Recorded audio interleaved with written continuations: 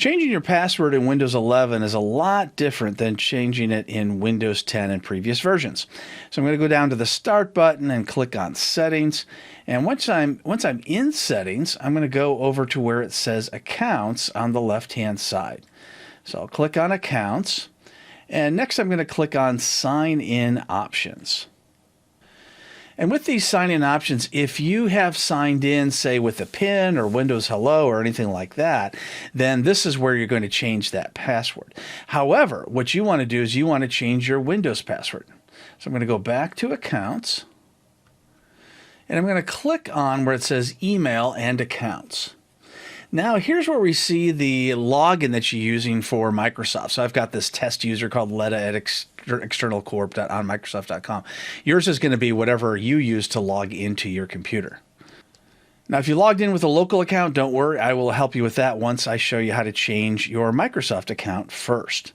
So what you do is you go down and you click on Manage, and that will automatically take you to your MicrosoftOnline.com account using whatever your default web browser is. Now you can see it went ahead and pre-filled in the test account that I've been using along with the password because it saved the password. And if you get prompted for the Microsoft Authenticator app, that means you've already set that up like I have. If you haven't, then you won't see this message. So I've gone ahead and approved the login using the Authenticator app. Click Yes. You may get asked to set up your Authenticator app, and if that's the case, then it will set up this Authenticator app on your phone, and then it's a fairly quick process, and then you'll be able to log in using that.